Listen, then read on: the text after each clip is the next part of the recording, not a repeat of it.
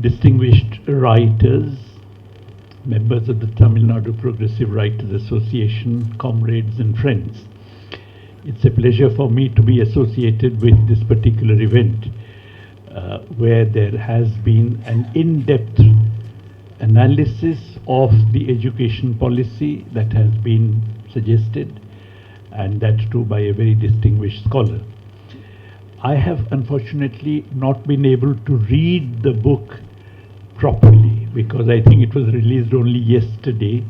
To me, what was sent was an advanced copy by email, which I have glanced through, but I don't feel competent to talk about the book as such. I shall refer to points in the book from time to time, but let me say a little bit in general about the education policy that has been, the draft education policy that is now being discussed. Basically, when Gandhiji launched his civil disobedience movement, he asked students in school, in colleges, universities and so on, to give up their education and to come out. In justification for this, he said that the education that was being given to them in the English colleges and universities, English started colleges and universities, is something which was basically meant to prepare them to be servitors of the British Raj. That kind of education is something that they better do without. Rather, what he wanted was education which would produce people who, in my language, which I borrow from Antonio Gramsci, would produce organic intellectuals of free India. And he felt that the kind of educational institutions that existed at the time were intrinsically incapable of producing the organic intellectuals of free India, which is why he wanted them to come out of it. Now, obviously, it is implicit in what Gandhiji said that education is not a homogeneous thing. You cannot just say that there is something called education which is being given, irrespective of what institutions we are talking about, irrespective of what context we are talking about, and so on. Obviously, the kind of education which needs to be imparted, which is imparted in the social interest at any point of time, is something which changes from one point of time to another. Now, this has several implications. Obviously, one implication is that the education which is imparted in India cannot simply be a replica of the education that is imparted, say, in a university like Harvard or Cambridge or anything. That basically, if you have an educational institution here, that educational institution cannot just be a clone of the educational institution that may be in the United States or in Britain or anything of that kind. I'll give you an example.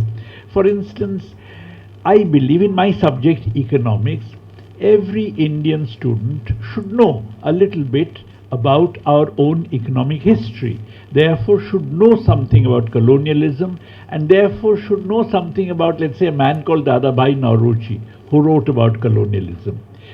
But on the other hand, you go to Harvard, nobody would have heard of Dadabhai Nauroji. You go to Cambridge, nobody would have heard of Dadabhai Nauroji.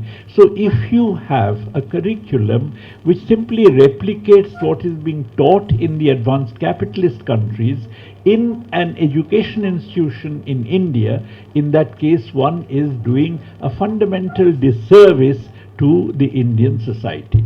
Now, there is a second implication of what Gandhiji had in mind, and that implication is that the educational institutions must not produce self-centered, self-absorbed, self-obsessed bourgeois individuals, because bourgeois individuals are supposed to be basically looking after their own interests, but the purpose of the education system should be to produce people who are sensitive to their environment, who are sensitive to the society in which they live, who are sensitive to the people, to the needs of that society in which they live. If this is the case, then we should have a set of educational institutions which are very different, which are sui generis, which are completely specific to the kind of requirements that we have. If they're going to produce the organic intellectuals of free India, if they're going to produce intellectuals for free India, which no matter what their discipline, which no matter whether they are scientists or social scientists or specialists in humanities, would nonetheless be having certain common characteristics of being socially sensitive, should be having some common characteristics of prizing the freedom of their people above anything else and defending that freedom above anything else. Now, if this is the purpose, then we should be clear that this idea, which informed in some ways, very imperfect ways, the setting up of the educational system after independence, at least this was the thinking which underlay the setting up of the educational system after independence, is something which is under attack today. It is under attack from two distinct directions. One is the direction of international capital. International capital would like our educational institutions basically to produce cannon fodder for its own profit-making machinery. And therefore, it is interested in the commoditization of education. Education should actually be a commodity, because the people coming out of the education system, themselves being commodities who go to the highest bidders and who think of nothing else but their own selves, and they measure their own worth in terms of the money that they command in the market, which is the meaning of a commodity, that basically if the products of the education system are a commodity, are commodities, then the education that goes into them, the education that is embodied in them, should also be inevitably become a commodity. Therefore, we have on the one hand a threat to the production of organic intellectuals of free India, which comes from international capital. International capital is interested in the skills you have. International capital is not interested in the thoughts you have. Therefore, the first challenge to the production of organic intellectuals of a free India arises from the side of international capital that would rather destroy thought in order to produce skills. The second kind of challenge comes from the Hindutva forces. The project of the Hindutva forces, creating a Hindu state, requires a whole lot of an ideological structure, an entire ideological structure, for instance, which blames the minority, which blames a hapless minority, the Muslims, for the ills of contemporary India. And it does, for it to do so, it must be the case that people must be willing to accept it. Now, if people are unwilling to accept it, in that case the Hindutva project gets stalled. Therefore, for the advancement of the Hindutva project, you require a destruction of thought. You require a destruction of reason, which is why at the moment there are all these attacks on institutions of higher learning. That if you take Jawaharlal Nehru University, my own university, if you take Hyderabad Central University, if you take Pune Film Institute, just name any distinguished place, any distinguished center of learning today is under attack. Why? Because the Hindutva project requires a destruction of thought. It requires a destruction of reason. It requires the promotion of unreason, where people do not believe in, do not insist upon evidence before accepting propositions. Therefore, the project of developing an education system which would cater to the need to produce organic intellectuals of a free India, faces today a twin challenge. One is from the side of international capital, which through the process of globalization is seriously interfering in our education system. The other is from the side of Hindutva, which is in the process of attacking all the institutions that have been set up since independence, which are worth something. Now, this corporate Hindutva project of trying to destroy thought is something which is now being given an official imprimatur in this draft National Education Committee report. This National Education Committee report is something which carries forward that particular idea of really, the corporate Hindutva project of destruction of thought, destruction of reason, destruction of or destruction of the project of developing organic intellectuals of a free India. Now, how does it do? There are many different aspects, many different ways in which it does so. One very obvious way, which has attracted a lot of attention in Tamil Nadu, is of course its language policy. Now, while it says that the objective of promoting Hindi is to replace English by Hindi, to replace the monopoly of an English-speaking elite by Hindi. Really speaking, the introduction of Hindi would be at the expense of all the different regional languages, not so much English, because when you look at it carefully, they say, well, when it comes to science will have to be done in English. It is true that in science, for local newspapers and so on, science popularization can be done in different languages, but science has to be done in English. Much the same can be said about other subjects and so on. So the effort is not really a serious assault or a serious substitution of English by your own language. That, by the way, is something which one of the most distinguished physicists in India, Satyen Bose, for instance, used to believe that physics must be taught in Bengali, because of the fact that a student has much greater capacity and an ability to relate concepts to his own kind of surroundings if those concepts are expressed in the regional language. But as I said, behind a facade of replacing English by Hindi, there is in fact the actual project of replacing all kinds of regional languages by Hindi. Now, this is again a part of the Hindutva project. If you look at contemporary India, every Indian is imbued with a dual national consciousness, which developed in the course of the anti-colonial struggle. One is a consciousness which is a pan-Indian consciousness. There is a certain, we are Indians, there is a certain pan-Indian consciousness, and the other is a consciousness which is much older, which actually goes back to the Bhakti movement and so on, where we actually talk in terms of I'm a Tamil, I'm an Odia, I'm a Bengali, I'm an Assamese and so on. So every Indian, and the pan-Indian consciousness developed essentially in the period of the anti-colonial struggle.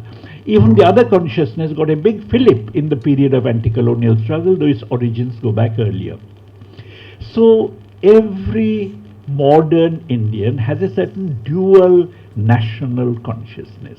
Our federal structure is supposed to reflect that dual national consciousness, and of course this dual national consciousness is reflected above all in the fact that our regional linguistic groups, therefore language is crucial in the formation of that consciousness, is something which is respected when we look at our federal structure. But the Constitution insisted upon providing a federal structure so that this dual national consciousness has its counterpart in terms of a center on the one hand and states on the other. Now you find that the tremendous centralization which has taken place of late, one tax. Earlier states had a right to levy taxes and the like, no longer. One tax, GST. Education, which used to be a subject in which the states had a big say, is now more or less completely centralized. So this idea of one language is a part of the same phenomenon. So one leader, one party, one opposition Mukt Bharat, one leader, one party, one language is all a part of the project of Hindutva nationalism, if you call it nationalism, or if you like the Hindutva ideology. And that is something which gets reflected in this report. This report also, in terms of a number of its specific discussions, echoes the Hindutva mindset. For instance, it talks about prominent Indians whose lives must be introduced to every Indian student. Now, among these is Swami Vivekananda, but not Jawaharlal Nehru, conspicuously missing. Now, I wonder how a scientist like Kasturi Rangan, who's actually supposed to be a very well-known scientist, distinguished scientist, can actually draw up a list of distinguished Indians where Jawaharlal Nehru's name is completely missing. Likewise, you have other instances, important topics on which every Indian should actually have a certain knowledge. Those topics include Swachh Bharat, but they don't include the caste system.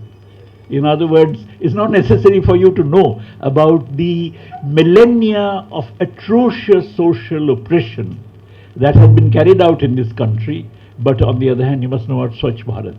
Now, the thing is that that this is at the same time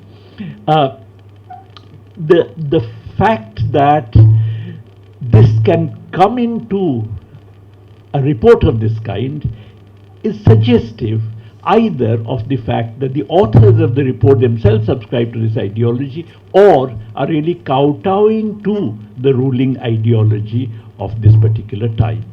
But suppose we go beyond this. Let's look at the content of the report.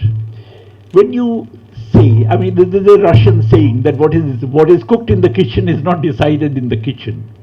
Whatever happens in education today is not decided in the sphere of education. It's actually a part of the overall economic policy. It's a part of the way that the entire economy is functioning. Now, if the project of producing the organic intellectual of the people of free India was really on, then that project essentially must be the province of the state. To fulfill that project, education must be a state responsibility. Therefore, one would have expected a report of this kind which tries to really look at what should be done in the sphere of education, to emphasize that the state should play a major role in education. Now, the report does say that the state should raise its expenditure on education from 10% to 20%, but say absolutely no idea of how this can be financed. How do you raise from 10 to 20%? If it is the case that these funds have to be generated, in that case, you need to tax, and the obvious means of taxing is through wealth taxation. Because in India there is virtually no wealth taxation, and as we all know, as we read in the papers, wealth inequalities are increasing by leaps and bounds. They're phenomenal at this moment. Probably India is one of the most wealth unequal societies in the world. Not a word on wealth taxation, not a word on how exactly the resources can be raised, so that rising of the government's budget from 10 to 20% is just a kind of throwaway line. On the other hand, the report does talk about substantial increase in private institutions. It talks, of course, about private institutions which are philanthropic institutions, but it says that no attempt, it mentions no need for making any attempt to control the fee structure in the in these philanthropic institutions, supposedly philanthropic institutions. The Kerala government, when Comrade M.A. Baby was the education minister, had tried to do that. Unfortunately, Kerala happens to be a state in which many of these institutions are run by a religious minority, the Christians, and because of that it fell foul of the courts and it could not be done. But no serious attempt has been made to control the fee structure in these private institutions to date. And if that is the case, then obviously they're going to exclude large numbers of the deprived socially as well as economically. Then it talks about the context. I was talking on the context. It talks about the education system without the context. It talks about early care. It talks about the Anganwadis. But it does not mention that the Anganwadi workers are among the worst paid in the country. They are not recognized even as government employees. And therefore you talk about early care, but you don't talk about Anganwadi workers improving their status and so on. So it talks about an education policy which is devoid of the context. Large numbers of universities in India are actually now extremely understaffed. They actually run with the help of, all these ad hoc teachers who give courses and so on. And I wherever I go, I try to collect some information about how much they get in terms of salary, and it turns out that they're among the worst paid. The state I come from, Odisha, once I was in a UGC committee and we were interviewing various departments. I do economics, so we were interviewing the economics department whether some fund should be made available to it. And from Odisha, the economics department of a particular university, which I shall not name, that came, we asked them, so what programs do you run? They said MA, MPhil, PhD. And we asked them, how many faculty members do you have? They said, we have 3 faculty members. Can you imagine running an MA, MPhil and PhD program with 3 faculty members? So we asked, how do you manage? They said, well, we sometimes get people to come and teach from outside. Otherwise, we ask the students to read on their own.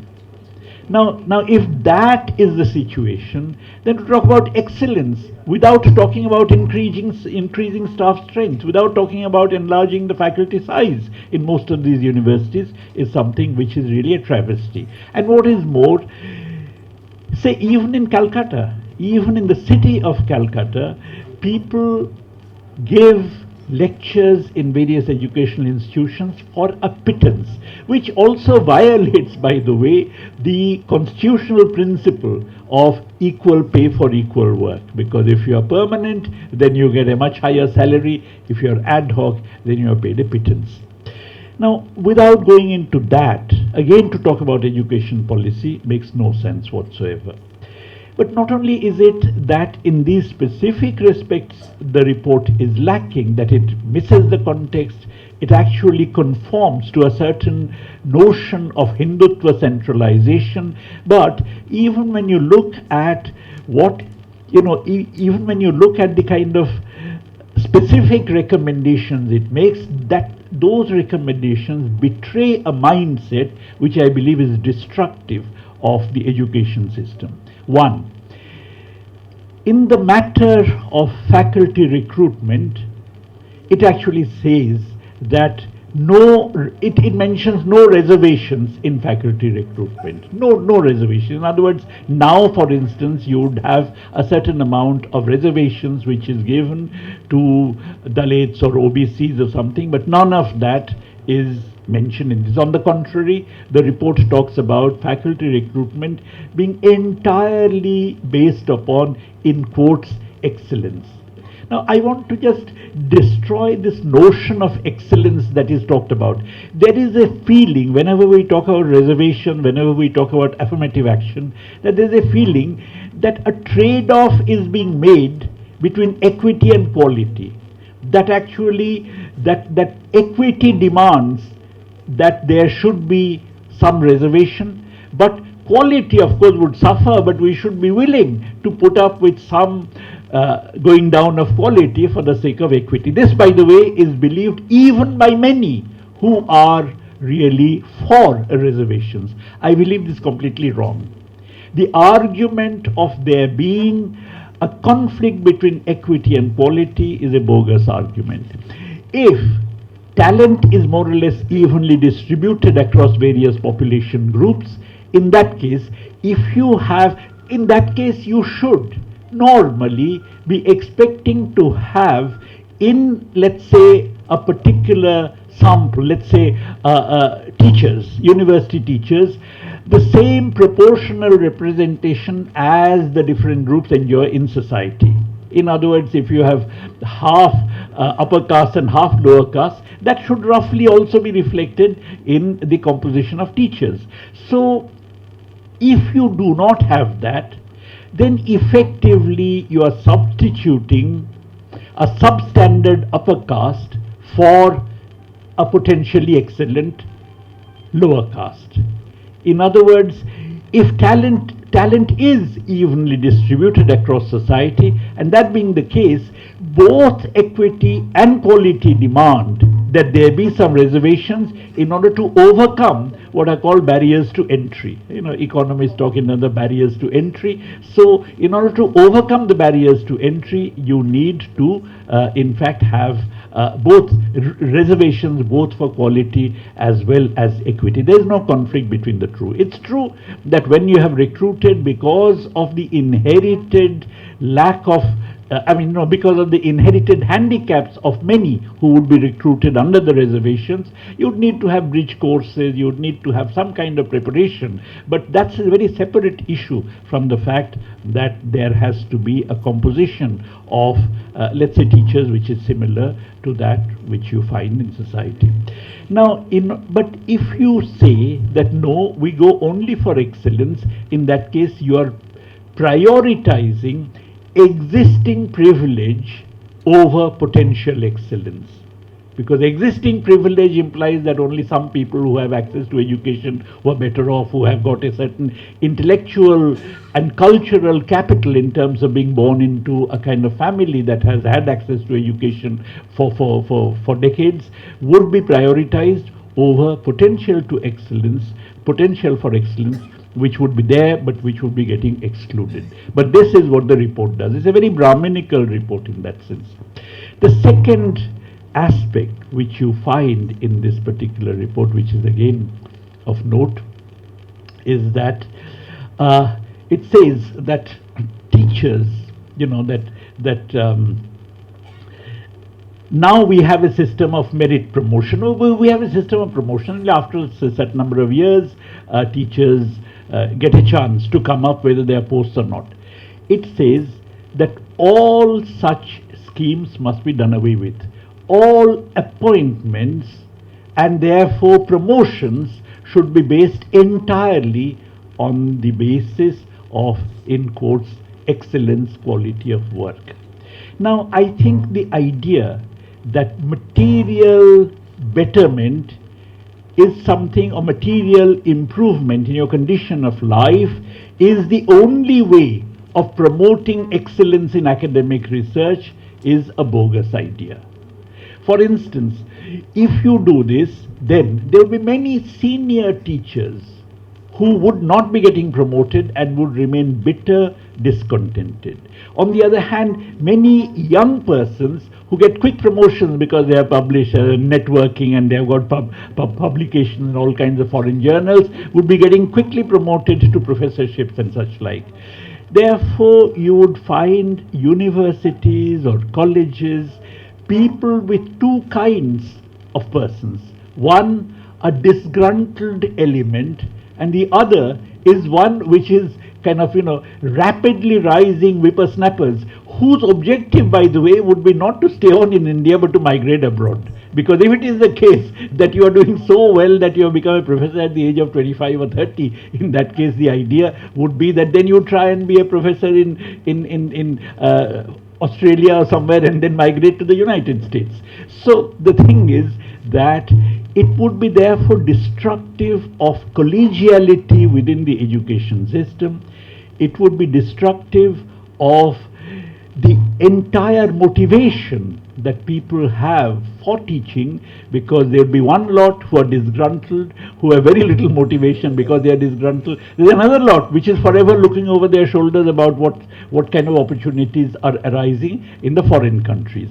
Therefore, far from this being a panacea for improving the education system, this would actually destroy the education system. Now, there is a lot of talk in this report about multidisciplinarity and so on. Now, obviously, I come from JNU where multidisciplinarity is highly prized, so you get quite excited, multidisciplinarity, very good and so on. But when you look at it closely, multidisciplinarity in this report simply refers to the fact that no matter what you are doing, no matter which subject you are doing, you must get an inkling of the greatness of India, which basically also means the greatness of Hindu India. That, we developed the Pythagoras theorem here, we developed the Fibonacci series here, we developed everything here, and that you should be, and we had Kautilya's Arthashastra. So the whole idea would be not that a student, let's say doing sciences, must have an idea of contemporary developments in economics, contemporary developments in sociology or in political science or in philosophy, but must actually be introduced to the greatness of the Indian philosophical tradition, to the greatness of the Indian economics tradition and so on. So it's just a way of celebrating India's so-called glorious past, with references to caste system and so on systematically removed from it, and on the one hand that, and on the other hand, as it very clearly says, that the idea behind this is to produce people for the so-called knowledge economy. Now, people for the knowledge economy essentially means producing people who are, so many $1 trillion of an economy and so on, producing people who are essentially possess skills, but not knowledge, not sympathy, not empathy for the poor, and not therefore the kind of social sensitivity that Gandhiji had wanted when he was talking, in my language, of producing the organic intellectuals of the people of a free India. So what you have here is a reflection, couched of course in language which is far more sophisticated, but a reflection of the same project, carrying forward this same project, giving it an official imprimatur, and that project is the corporate Hindutva project of destruction of thought, destruction of reason, substitution of skills for knowledge, and of course destruction of the project of building the organic intellectuals of the people of free India. Thank you.